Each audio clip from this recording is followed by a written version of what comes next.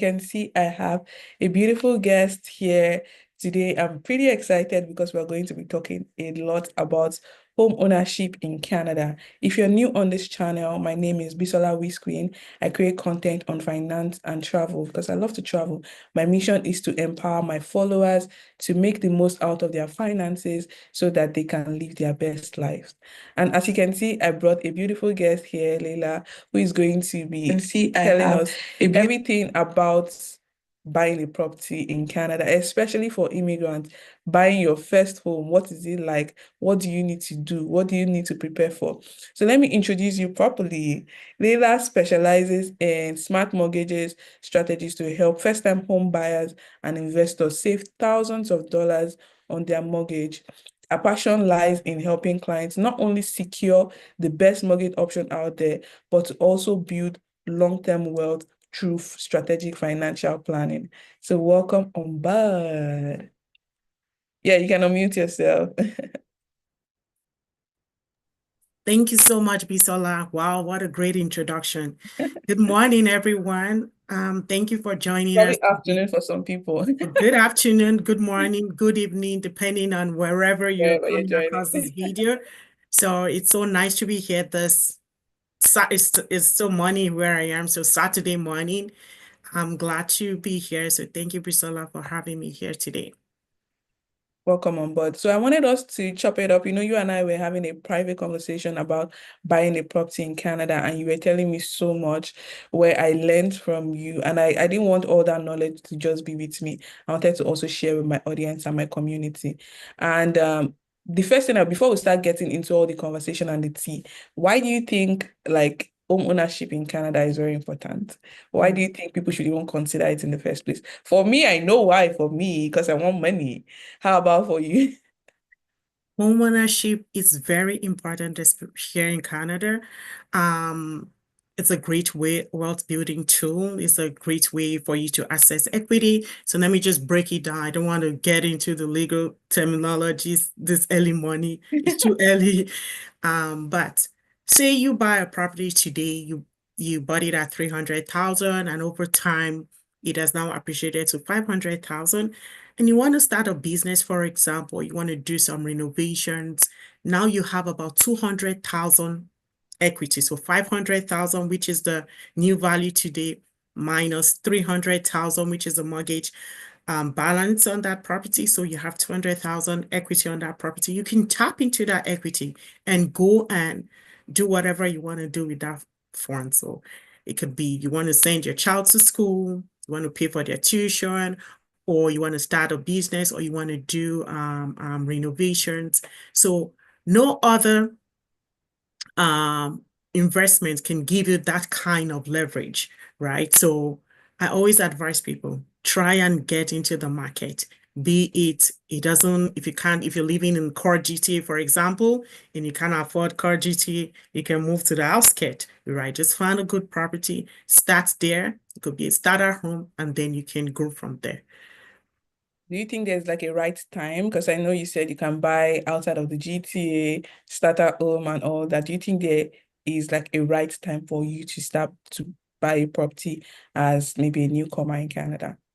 That's a very good question. So a lot of times I advise my client, don't try to time the market. The best time to buy a property was yesterday, but not everybody can be ready, right? So whenever you're ready, you have your down payments, you have less liability, you have a good credit score, you've worked with your mortgage agent and other professionals on your team, the numbers and the ratios match and are aligned. I'll tell you, go into the market, go buy. Don't start timing to say, oh, interest rate is so high. I'm going to wait for interest rate to come down and I'm going to buy then. You might just be waiting forever, because now that interest rate is down, you can actually tap into the market and really get some great deals, which might not even be available when the interest rate comes down. So don't try to time the market. As soon as you're ready, you have everything Right. I've said before, just try and get into the market. I really like that you also touched on some basic foundational things that people should get ready for before even thinking of buying a property.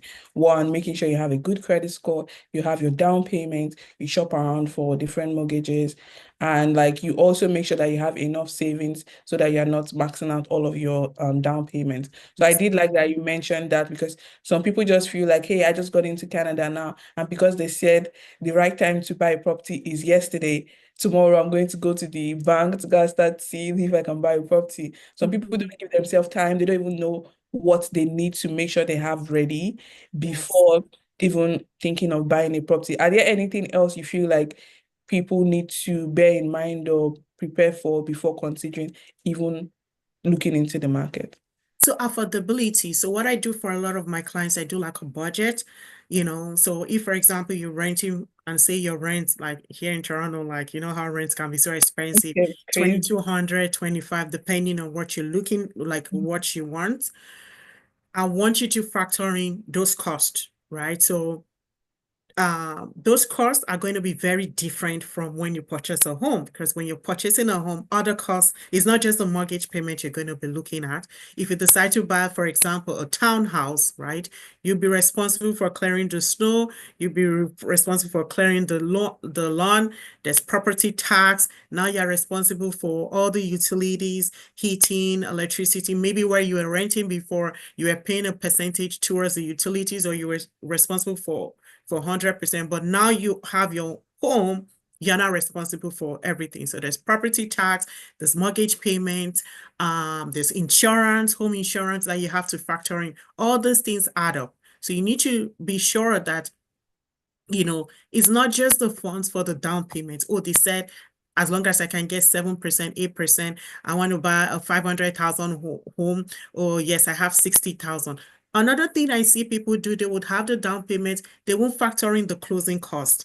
Closing cost is still different from the down payment. Okay, so you need to do your budget to be sure that you can afford this home. We don't want people purchasing a home and 1 year later, the banks you're defaulting, the banks are knocking on your door. Now you can't afford payment because now so much bills. Oh my God, this is overwhelming. I Yes, didn't do certain crumbling. things. You're scrambling up and down. I should have just been a tenant when I was renting. I wasn't, paying as much. So affordability, know your budget, know your closing costs, know what you're eligible for, like what you can afford to buy. Now, that brings me to the next topic. Pre-qualification tool is different from pre-approval. Don't Hmm. say, oh, Lilia said, oh, I need to know how much I can afford. So you're just going to go online, just Google, you see a pre-qualification tool, you just start punching in numbers. Oh, boom. They said I am eligible for 600,000. Now I'm going to contact a realtor to go start showing me houses for 600,000. It doesn't work that way. That is just a pre-qualification quick way. When you Just come like a to general assessment. Exactly. When you come to the pre-approval, that's when they're asking you more details, a more detailed, Question. thorough analysis of your profile. Where do you work? What kind of job do you do? Is it a full-time job? Is it a part-time job? Are you self-employed? Depending on the nature of your job and how you're getting your income, are you salary? Are you salary plus commission? Did most of your income come from benefits? All those things will factor in how lenders will actually look at your application. You know, yes, you might have a 600 or a 650 credit score today, but they need to look at history. Projection. What kind of client are you? Are you Okay. someone that has been delinquent for, all this while missing payment? They want to see how credible you are, right? In terms of credit score. So these are some of the things that they look at. Even down payment, for example. Some people will say, oh, I have money coming in. Where's the money coming from? What is the source of the down payment? Did you Mhm. get a big inheritance? Fine, congratulations. But the lender that's going to lend you that money needs to see the paper trail. You don't just say, oh, I got inheritance or I sold a property back home. Now I want to move the money into Yeah. Canada. but it's still sitting down there and you want to get pre-approved today, or you start talking to your realtor to, that money has to come into Canada, sit into your bank account for a certain period of time, right? And the lender will want to know how did you get that money? About. They will need to see paper trail, bank transfer to bank transfer, you know. And I know a lot of people, you use this third party because of better rates. That is fine, but we need to show paper trail, To okay? explain To see, that's explain. something that I personally didn't even know. And sessions like this are always very, very helpful for, the community and people to learn more about buying a property. If you are a viewer out there, you want to buy a property, don't just jump head first and decide to buy the first thing you see, or don't just jump into the market and buy it right away. You need to do some research, take some time to understand so many things, because there are so many intricacies that we all don't know. Even the brokers, the real estate agents, a lot of them are more knowledgeable than one another. So if you take off just information from one person and you run with it, you might be leaving so much money on the table. You might be losing, you might be making so much mistake that might take you a lifetime to correct. So this is Exactly. why I love sessions like this, where we get to learn a lot, not just about like helping you avoid mistakes, but also helping you prepare ahead of time in to buy your property. I do want to ask you some general questions here, and I know that it's usually not a one size fit all for whoever the buyer is or whoever is considering home ownership, but I just want like a general idea. You guys don't take this and run with it, it's just an idea. First question is, what do you say the minimum credit score would be for someone to say they want to start considering? I know it would vary, but like what would be the range that you say, okay, yes, maybe you have a decent credit score and you can consider buying a property? I would say, first of all, as you said, it varies and it depends on the lender, right? So some would go as much as 680, 700, while there's some lenders out there that will consider 650, okay? Okay. So, So anything from 650 and above, yes, anything from 650 and above. Again, the higher your credit score is, the the better your more, interest rates. that's one. And two, the better your profile is, that a lot of lenders will want to jump on board to fund your mortgage deal, right? Okay. So And the next question I had is about like minimum down payment. I know that it would also vary based on your profile as well, but what would you say the minimum starting point should be? Because some people might think that, oh, if I have just $10,000 or $20,000 or maybe 10% or 5% or 1%, I can buy this mega $1,000 property. So what's the breakdown of how much you need to have for down payment? okay, so again, it depends on the purchase price of the property. So say you want to buy a 500,000 home, for example.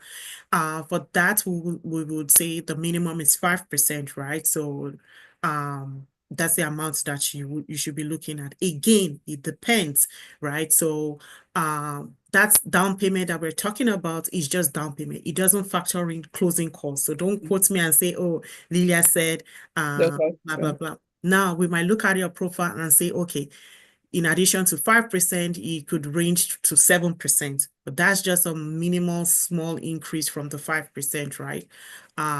Again, the higher amounts that you can put towards your down payment, uh, the better, right? But if you can only do 5%, just do the 5%. Now, if you're doing up to 20%, if you're doing less than 20%, then you have to factor CMHC fees, right? So that's what's CMHA fees? We need to explain what that is. yeah, that's what, yeah, sure. So that's default mortgage default insurance. So every lender, right? If I'm going to lend you 500,000, I want to be sure that, okay, just in case anything goes south, right?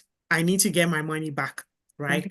So if you're putting down less than 20%, to me is a little bit of risk, but I'm going to factor in mortgage default insurance, which you have to pay as part of the whole mortgage application. So it's not an after thing. So if, for example, I do 5% of 500,000, that's about 25,000. They'll factor in CMHC fees, which is a percentage, and so whatever the total comes to is what you will pay as part of the is a one-time fee. So it's not factored in after buying the house, you'll be paying as part of your mortgage payment. No. But if you're doing 20%, then you don't pay the mortgage fees because now the lender knows you are putting more money towards your down payment. So they don't factor that in. That's really interesting. I like that you explained that in detail because I wouldn't have thought some of those things happen. My next question is like, what's the difference? I know this might be like clear to a lot of people, but just for those few people out there that might not know, what's the difference between a real estate agent or a real estate agent? Of course, they call themselves agents, Yeah. and a mortgage broker. Are they two different people? Are they the same people? What do they do? They're two different set of people. Okay. So before you even contact someone, right, that you want to start viewing properties, you need to speak to a professional. It could be a mortgage agent, it could be a mortgage broker, and they are the ones that will do a thorough assessment on your profile and give you that number that that number that you're approved for, that you're going to go and meet the realtor, who is another professional, and say, hey, I spoke to my mortgage agent broker, and they told me that I'm qualified for a 500,000 homes. That realtor is going to, or real estate agent is going to take that information and ask you, okay, what kind of properties are you looking for? Do you want a condo apartment? Do you want a townhouse? Like, which area are we looking at? They will then screen those properties in that area and then start taking you out for showings to go view that property until you find the property that you like. It's necessary for you to talk to a mortgage person. Otherwise, it's a waste of time on the realtor's part. There is no point showing you 600,000 or $1 million homes when you're only pre-approved for 500. Okay. Mm. So it's good that you talk to a mortgage professional first before the realtor slash real estate agent. They interchange the names. That they call themselves realtor, they call themselves Oh real. yeah, I wanted to remember the realtor when I was trying to say, yeah, Yeah. it was realtor name I wanted to remember. I like this. So this is very, very interesting to me because I find that most people, whenever they want to buy a property, the first person they contact is the realtor, Yes. not Yeah. the broker. No. So it's like you are doing things the wrong way, and that's how you end up with making wrong decisions. Yeah. And that's how I find that some people now end up having to go to looking for a second lender alongside the primary mortgage because now you Exactly. started the wrong way. Yeah. You've purchased the property more than you can actually afford. Afford. Then now you have extra money that you have to pay and you have to go look for somebody else that can fund it, which will now cost you a lot more money, a lot more stress, and a lot more time. So it's interesting you brought out that point. Do you know another thing they do? They contact the realtor, they find a property, they love the property, they negotiate with the seller, they sign the purchase agreement, and then at the Start looking time for the realtor is preparing the purchase agreement, maybe they ask, oh, do you have finance? They say no. So, okay, we're going to put a clause in there, conditional financing, which means, this agreement is null and void if we don't get financing for this X number of days. So they might put a 5 days oh, conditional financing clause so that you can exit properly. And then they start looking for the mortgage that person. is so last minute. Then they Don't you start looking for the mortgage agent and start putting pressure on the mortgage agent. Oh my oh God, my God. this house is blah, blah, blah. And then the mortgage agent is like, okay, let me see your profile. Let me see your documents and everything. Oh, you guys shouldn't have even signed an agreement for this 500. You can only afford 350,000. And they start pressuring, say, oh, please make it work. And because they are now attached to that house, because sometimes, you go out, it's like shopping, right? You go out, you buy something, and then you have buyer's remorse, right? But the difference between real estate and actually going into a store to buy like a top or anything, you get home and you have buyer's remorse, you can go back and return it. Return it, yeah. But with a house, you can purchase your home and tomorrow you'll be like, um, I don't think I should have bought it. Let me go back and return it and try and so I can get back my money, right? It doesn't work That that way. way. Why did I bring up that point? In the process of pressurizing the mortgage agent, then they say, just get me anything Anything. for this deal to pull through. And that's a That's the position you don't want biggest to put mistake. yourself. And so the mortgage person, in trying to close this deal for you, you then end up with private lender, which you shouldn't have even found yourself in the first place, because a private lender will charge you way more than an A lender or a B lender. This is really interesting and I like that we're having this conversation. And I know I've said that so many times, but I really like it because I personally am learning as well. And I know that other people that are watching would be learning. Every time I scroll on TikTok, I see people scrolling, like talking about this, and they say, oh my gosh, buying this property was the worst decision I've made in my whole entire life. My life Yes, is ruined because of this. I literally have a video on my page that ran numbers over 100,000 views where I was surprised to see everybody on my timeline on TikTok complaining and regretting their home purchase. So I had to make a video about it. Like, are you guys not doing your research before yes. buying this property? Don't you Mhm. take the first steps before deciding that you want to lock this in? This is a long life commitment that you're Exactly. making. Most mortgages are more than 25 years commitment. So before you lock yourself in, it's like marriage. You need to be sure that you're doing this You and need you're to be ready to get sure. into it. Have you considered the pros and the cons? Have you Right. weighed your options? But I also do think that a lot of real estate agents and realtors, they do have some responsibility to help people avoid these situations. I know, yes, a lot of times realtors just want to make their money, but at the same time, if someone is coming to you, they don't have a pre-approval, they have not checked their financial situation, you ask them, how much property are you looking at? Have you checked this with a professional? You should send them back. Yeah, If they're because just it's a telling total you, waste hey, of your I'm time. thinking somewhere between 500 to $1 million, and you're like, oh, have you spoken to a professional about this? No. Have you checked your qualification? No. Have you done this? No. They say, oh, I used just an online tool or something. You should send them back Mm-hmm. because you don't want to waste your time, commit to Yes. something that would now bring you headache and bring them headache, and now you guys get into an issue. Yeah. This is one of the things that we need to talk more about as a community. Anyway, let's talk more about some of the mistakes that, immigrants in Canada. I'm an immigrant myself, and I know you are too. I am. So let's talk about some of the mistakes that we can help other immigrants avoid when they are buying their property. I know we've touched on a few of them, but I want us to go even deeper when it comes to this mistake. So what would you say are the difference between using like a broker and the bank? Mm-hmm. Is the broker working with the bank, or are they the same people? So how do people navigate that situation? Because you had just mentioned that they have to speak to a professional who is a mortgage broker or a mortgage agent. Do I walk into my bank and ask them that, or how would that work? So the banks don't have mortgage agents, right? They have mortgage advisors. Now, let me give you an example. Let's say you walk into TD Bank, right? And you asking them, you know what, I want a credit card. I just want a simple credit card so I can make purchases. The TD Bank is going to be telling you about their product, right? Will they be telling you product about CIBC or Scotia? Mhm. No, they No. won't. They're just bent. They'll just tell you everything. Oh, at TD, we What have they this have, credit yeah. card, we have this, we have that. If you don't like what they don't have, then you would exit from TD Bank and then you go to another bank, right? So that's the difference between working with a mortgage advisor at the bank versus working with a mortgage broker. Now, when you walk into your bank and say, oh, you need a mortgage, you'll be talking specifically to a mortgage advisor who would only tell you things about their bank.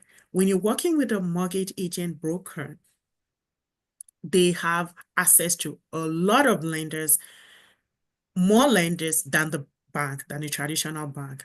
Okay. They're not loyal to any financial institution. They're just looking for the best products for their clients, right? So you come in, you tell me your profile, I do a detailed assessment on you, and then I ask you about your short-term and long-term goals. There's a lot of things people don't factor in.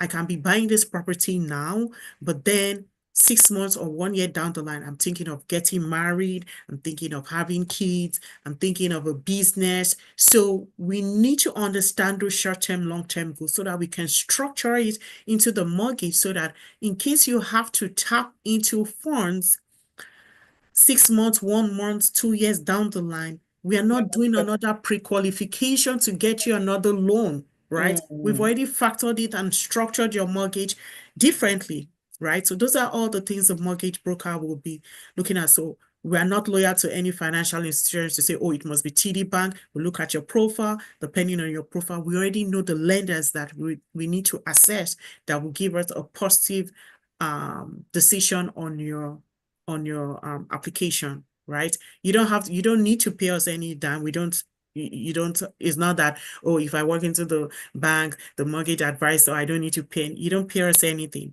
right? You get this exceptional service from us at zero cost.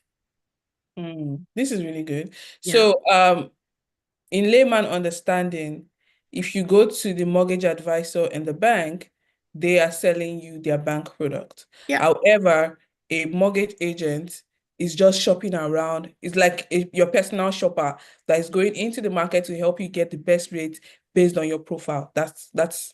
Is that it? Yes, that is it. I'll put a but. And that brings me to what a lot of people do. It is not enough to just say, I want the best rate. The best rate might not be the best mortgage option for you. And let me explain before you guys crucify me. So, as I said, we look at your short term, we look at your long term goal, right? Would you need some funds? Because when they let's say you get a mortgage today, there's something they call a commitment letter from the lender. As the lender has agreed, to be the lender on this file, to loan you the money, and then you sign, and then a lot of people don't read those long pages, right? Just like any other contract. In the fine print, people don't understand what kind of mortgage am I getting? Is it a Mm, closed mortgage? Is it an open mortgage? If 2 years from now, rates go down, can I exit or I'll pay a penalty? So those are all the fine prints that people don't look at. In a closed mortgage, you won't be able to get out until the term ends. You know, you won't even if for example, even if money falls on your lap and you say, you know what, I want to be yeah. mortgage free. I want to pay up no, you can't even do that, because there's repayment privilege factored in when you signed the original commitment, like it was detailed in there, right? So that's my train of what was the question? Like, what was I Yeah, trying? no, no, you were just trying to add to the point of the mortgage interest is not the like Yes, the getting the mortgage. best rate is not always the best for you. Yes, it's not always the best for you. So you have to look at the overall package, like the That overall situation. mortgage Mm-hmm. terms, Mm-hmm. and also factoring what are your short-term and long-term goals? What do I want to Your do? own That, personal yeah, life. your own personal life goal.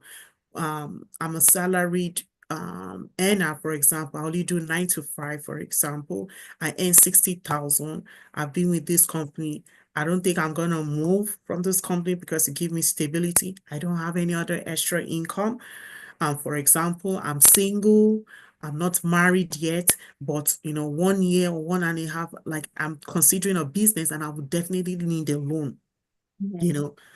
So if someone comes to me with that kind of information, I will structure the mortgage differently than just do a normal mortgage, so that if this person has to tap or access funds 1 year from now, they can readily access it rather than going again, shopping around, trying to All see who, around, figure out because what. now when they pull your credit score, what they're going to see is a mortgage loan is sitting on your credit report, right? And Mhm. then whoever wants to borrow you the money will say, oh, she has a big mortgage of 500,000 and she also has a car loan, she has student loan, they'll be considering all these liabilities 1.5 year from now, and she see earn 60,000. I'm not really confident I want to really loan Give her her this this loan. money. That's really interesting to know. So, a lot of us, like you said, they don't read the fine print. And to be honest, I don't blame the people because it's not in our nature to read. Even most of us, when we buy a product, we don't read the user manual. No, you Even when we buy drugs, we don't read the conditions because when you buy any drug, Tylenol, whatever it is, at the back of it, they will tell you the conditions. When you use this drug, these are the side effects, these are this and that. Mhm. But a lot of times people don't read it. Mhm. And yes, the responsibility is upon us to read it. But also, if you go to a physician, it's also their responsibility to tell you if you use this drug, do you use this any other drug?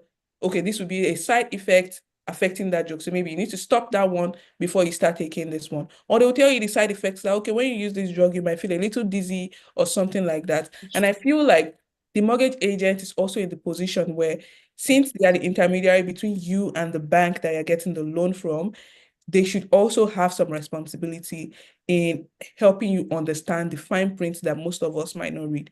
Do you feel like this is something that a mortgage broker is expected to do? How do you know that your mortgage broker is even the right person to ensure that they're giving you all of this knowledge and you're not just getting in there making the wrong decisions all along?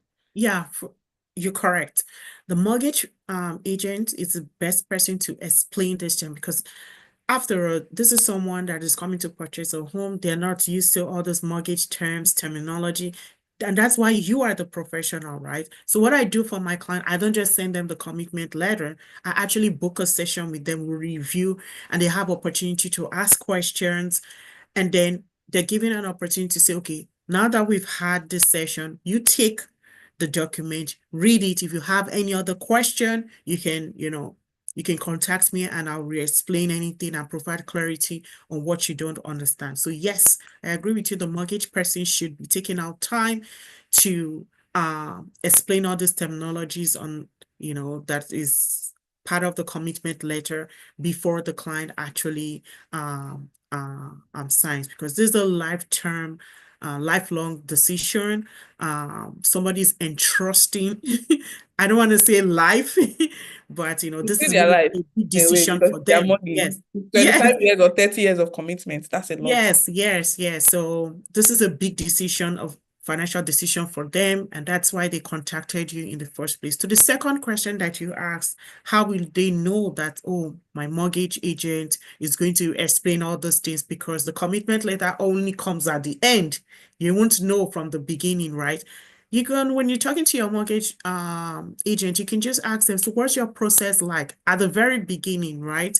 So if you start working on my file, like what's your process like? They will explain to you, oh, first of all, we do an assessment, a pre-approval, and then I advise you on terms and conditions that or things you have to start working on if you don't meet. If you're not ready right now, maybe you'll be ready in 6 months or more, to explain everything to you. Then you ask them, okay, so there's certain questions you should have ready to ask your mortgage agent before you enlist that person to represent you, right? It's just like going to court, right? You do your investigation. Okay, I'm in big trouble. I need a lawyer, a good lawyer that can help me fight this case, right? So Mhm. who am I? You're not just going to just randomly pick anybody because the person is the cheapest, right? You're going to pick someone that has good recommendation. If even if you don't know the person, it comes like maybe people referred that lawyer to you. You will do your own research and Search on investigation. that person, because if you work for somebody else doesn't mean it will work for you too. Exactly, your They might have profile a is different different. relationship, or even apart from their relationship, things might just play out differently for you. So you want to make sure that they're even right for you as well. That's true. That's really interesting. I like that you also mentioned that these simple things that you need to check out for, but I want you to give us like more specific details on some of those questions that you need to ask the mortgage broker or whoever you're hiring to make sure that they are the right one for you. How are you sure that this is like the right person to help you secure your first property? Because again, buying a property, like we said, it's not a joke, it's a serious thing. And it's also a dream for most people. A lot of immigrants, that's their Canadian dream, their American dream. Like, oh, I bought my property. I came from a nobody. I moved to this country, secured my bag, and now I own the first brick in this country. So, we want to make sure that people are making the right decision so that that dream doesn't become a nightmare, right? So, what are those questions that the viewers out there need to ask the potential mortgage broker, whoever they are working with? And if you can also add maybe one or two questions for the real estate agent. I know that's not your zone, but like if you have any tips that people could also ask, like, okay, you are hiring a mortgage broker, what do you need to ask them? You're hiring a real estate agent, what do you need to also ask them? Yeah. Okay, sure. So first of all, you want to know, even in your interaction with the person before you even start diving into the questions you've prepared, You want to know how is this person relating to me? Does this person look like someone that is patient and understanding and can explain to me? Or does this person look like if I ask the person the same question 5 times and then they get angry and become arrogant towards me? You want to know how long has this person been in the field, right? Have they done similar cases before? Like there's some new immigrants that come into the country, they're still trying to get their job, right? But they have a lot of properties back home. So maybe they are selling properties and moving funds in here, right? Or maybe they are IT contractor. You know, a lot of times when you walk into your bank, for those contractors and kind of roles that they're paid on commission or based on contract, a lot of lenders at the bank don't jump on such Mm-hmm. applications. So you want to know, for example, if I'm a contractor, can you represent me? Have you done similar cases before, right? And what was the outcome, right? And how, like, every mortgage agent does not work individually. You belong to a brokerage. So what brokerage do you belong to? So go do a research on that brokerage. You don't want to be talking to a mortgage person that just joined a brokerage that just opened yesterday. You want a brokerage that has been in existence for a while, that they've been operating and doing business, right? You don't just want a new brokerage, regardless of the number of mortgage agents they have or not, Yeah. right? Um, so you want to know, have they handled a similar case before, the kind of brokerage, how long has that mortgage broker been in business? Um, the other one I want to really add is have they done a deal like for someone like from your country? Let me give you an example. A lot of times, especially as new immigrants, like I said, maybe you're moving funds, maybe you got inheritance. So the money you want to use for your down payment is not like money that you've saved here from your job. Some of them don't know, especially the kind of transactions, how things work back home, Back right? home, yeah. Maybe you are Exactly. making transfer with Lemfi now. They are wondering Exactly. what. Then their what is Lemfi, and then they start thinking, oh, is this person doing money laundry or you know. Also, there is a list, right, of sanctioned countries where lenders will not even look at if you're from that country. And so sometimes some mortgage agents tend to just generalize. Oh, Africa is on that list. West Africa is not on that list. Nigeria Yeah. is not on that list. Yep. So don't just generalize and say, oh, this person is moving money from, oh, no lender would jump on their application. So they won't even look at it, or they won't even, and then they tell you that response and you'll be like, oh, no lender would lend to me because I'm from Nigeria. That's not true. Nigeria is not on that list, you know. This is really interesting. This is Yeah, good. so you need to you need to be sure that whoever that mortgage is conversant, has done deals from your country, you know. So yeah. Then on the realtor side, you want to know, does that person know the neighborhood? For Mm. example, a lot of people will say, oh, prices in Ontario is very expensive. I have this money, and I don't just want it sitting in my savings account. I want to get into the market. I want to invest. Oh, I heard that in Calgary or in Alberta or in Saskatchewan it's cheaper. So I want to go purchase there, right? So you want to get now, because you are based in Ontario, so you just call somebody and say, oh, do you know any realtor in Calgary? And they give you you want to be sure, does that person know that neighborhood? Does that person can that person understand my needs and get me the kind of property? Because I've heard some people say, oh, I bought the property, I did not even see it, you know, and but the very first day I went and I saw it, I'm like, oh my God, is this what the realtor got me? You know, yes, he showed me the pictures, but you know, pictures are not the same thing when you see the property face Yes. to face, you know. Yeah. So stuff like that, you want to be sure the realtor knows the neighborhood. You want to be sure that the realtor is experienced. You want to be sure that the realtor can fight for you. And what do I mean? The person has negotiating skills.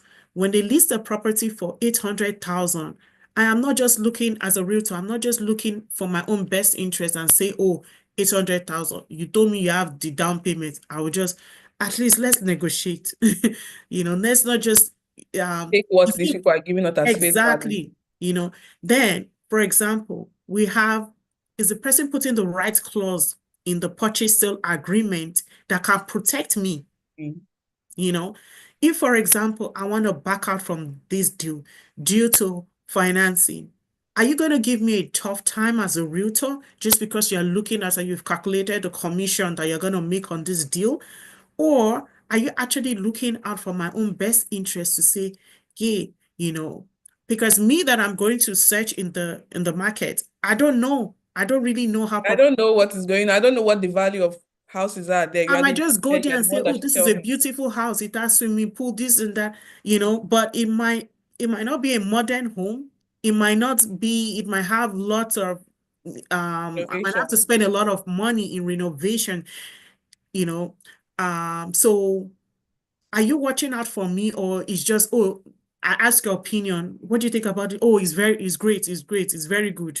It's very good. Are you watching out for me? Or maybe you listed this property and you're actually finding it difficult to sell it now that you saw that I just came and I'm looking for, you want to try and It's push on me. the property on me, because you want to make your money and move on. And now maybe I did not know I signed the purchase agreement, and now um after talking to my mortgage person, they're telling me, oh, I don't think this property is what you should be going for. Like, a lot of lenders are not even don't have interest in this property because of the condition of the property. And now you go tell your realtor, and your realtor that should be fighting for you is It's now the one giving fighting you against tough time on how you cannot back out from the deal, even though there's conditional financing on this property. I'm actually giving you a true life like story, true situation. scenario. Wow. So I'm not just picking a Making it story up. from my head, Wow. a true That's scenario. crazy. So the realtor should be fighting for you, not joining the seller to say, hey, you cannot back up from the property. But there's conditional financing for X number of these, and you have not even exceeded those number of these. So it should be a clean exit. Now you don't want to give me back my deposit. Mm. So, because remember, when you sign that purchase of agreement, Exchanging money. 24 hours later, within 24 hours, you're expected to drop a deposit. And that deposit amount is what you guys would have negotiated during the negotiating process. So now I put 10,000 down. I've given you 10,000. I'm waiting for the financing to be Okay. come true. And then now, maybe I spoke to my mortgage person and they're telling me, oh, lenders don't like the property. I want to back out. And you're telling me I can get my money back. Why? And this is coming from the realtor. Shouldn't the realtor be fighting for me For and be you, saying, no, there's conditional financing? So those are things you should watch out for. this is great because I like that we had just mentioned that even if you are referred to by someone, let's say someone referred, a friend of yours or a family member referred you to a mortgage agent or a real estate broker, doesn't mean you should just run with it. You still have to do your own personal research and extra findings by asking some of these questions that you have just mentioned to help you ensure that this is the right person for you. They might be the right realtor or the right broker for your friend, for your family, for your loved ones, but they are not the right one for you. Maybe you guys have a communication mismatch. Maybe the city that you are looking to make your purchase is different from the one that your friend or your family member did. Or maybe you are in a different financial situation than the other person. You That's want to true. make sure that it works for you. You- Again, this is your own commitment, your own marriage. You have to treat it like yours. I know I'm saying marriage, but honestly, it's like marriage. If you're able to It's marriage. if you are married, so like marriage is a lifelong commitment, but a mortgage is 25 years, which is as long as so many marriages. So Mhm. that's also a right measure if I were to use like a general yardstick that a lot of people can relate to. But honestly, this has been very, very amazing. You've covered a lot of things that I didn't even expect. If you are viewing right now, you have questions, please leave your questions below. I've put that in chat since, but I didn't see any questions come through yet. So maybe people are very clear on some of these things already. Mhm. But before I let you go, I want you to tell me more about like some of the benefits that the government has when it comes to buying a home. Because I know the Canadian government encourage people to buy a property and all that, and they have like different investment vehicles as well that would help people reach their home purchase goal or their dream. So can you share a bit more about that? Yeah. So you have the home buyers plan, and with the home buyers plan, it's tied to your RSP account, right? So say you put in an X dollar amount into your RSP account. Your RSP account is way different from like a savings account or your Mhm. checking account, because you can just keep withdrawing from your checking account, but your RSP is more like an investment vehicle, Yeah. right? So you can put money into the RSP. Now, if you withdraw money into your RSP for any other purpose, you'll be hit with a tax, right? Mm. But if you're a first-time home buyer and you want to tap into your RSP, you can do that, right? And you won't be hit with any tax. So you tap into that funds and you use it towards your down payments, and they give you some time where you can repay that money back. So that's good. So say, for example, you've So been what's able, the maximum amount of money that you can withdraw from your I think the RSP? last time was 35,000. 35. Yeah, I think it's 35K. The That's last fine. time was 35, if I'm not mistaken. So that home buyers plan is tied to your RSP account. We also have the FHSA, which is something that came out recently. It works similar to the home buyers plan RSP, in the sense that okay, so one thing I didn't mention in the RSP, when you contribute money to your RSP, the next year when you're saving, when you're filing tax, you get tax benefit. The same thing with an FHSA. You contribute into that account. When you file taxes, you get a benefit, right? Again, Mhm. it's an investment vehicle, so that's in addition to your RSP. Now, when you're first-time home buyer, you can get like tax rebate. Okay. Yeah, so So is that's it like the tax rebate on your RSP or your FHSA or a so this different? is something different. Okay. You get like a tax rebate. It's about 4,000. They don't give you the cash, right? You So when they are get it doing from. their plus and minus in your statement, they will deduct it from the total amount that is due before the house closes, before the Okay. property closes. So you get the tax rebate as a first-time home buyer. There are other benefits too, depending on the kind of province that you live in. There are also benefits and programs that are available to first-time home buyers, but they are province specific. Okay. Thank you so much. So you mentioned RRSP, which is the Registered Retirement Savings Plan, and if you withdraw, it's like a tax deferred account. Yeah. Then you also mentioned FHSA, which is the First Home Savings Account Mhm. as well. Then you mentioned the tax rebate. Are there like any other provincial benefits, or it's just from the federal on a federal No, level? there are other provincial benefits, Or it but varies based on each one? Okay. yes, All yes. right. Thank you so much. That's very clear. Then I had another question, but I literally just forgot it.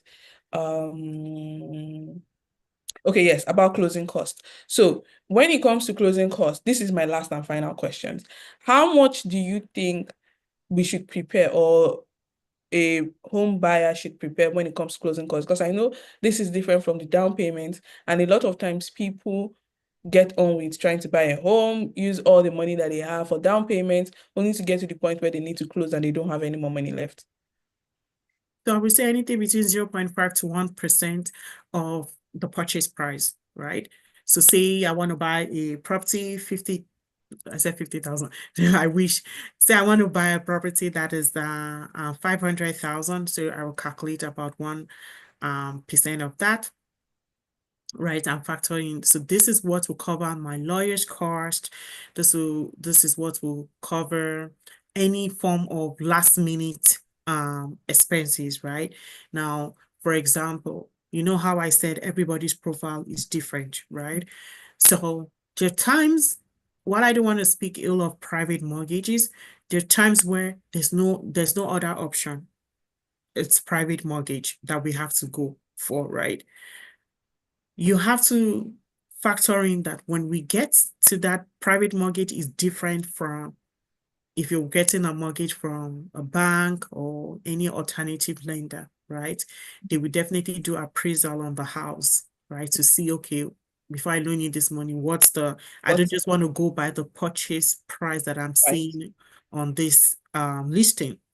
They do an appraisal, they look at the condition of the house, and then if they have good appetite for it, then they will jump on board. There's lawyers' fees too, so at times you would have to pay your own fees and the lender's fees too. The Mm. lender's lawyer fees, so that's where closing those kind of things you would have to factor in, okay, I'm not just paying my lawyer fees, I'm paying the lender's lawyer fees. So I have to factor in those kind of costs as well. Okay. Thank you. So I know I said it was my last question, but I'm asking for myself this time, not for the viewers. Who pays the mortgage broker and who pays the real estate agent? Because you said that you are not getting paid by me. So who pays you? Because you are not doing this job for free. So so the lender pays us, right? So the lender will pay my brokerage, and then my brokerage will pay me um my money. The same thing with the realtor. You don't pay the realtor any amount. The brokerage, say you're buying a property, the seller is the person that will pay the realtor, but they Yeah. don't pay the realtor directly. They'll pay the realtor's brokerage, and then the brokerage will pay the realtor their share of money. So this is why you also need to research the brokerage Yeah, as well as the real estate company. Is it yes. called real estate company? Yeah, the real estate company, or you can call it brokerage, but that is basically their company. Okay, okay. Just to make sure that these people are also going to, okay, that makes a lot of sense. We have a question in chat now. What is your outlook or forecast of the Ontario or GTA market within the next year? This question is very interesting. I like it, but I also know that a lot of things are not within your control. But just give us Yes. estimate or a forecast as to what you expect for the next 1 year. Okay, mortgage wise, this person that wrote this question just put me on the hot seat. But anyways, I'll try and answer it as best as I can. So mortgage wise, right now we're seeing like a decrease in interest rate. So which is good because a lot of deals, right?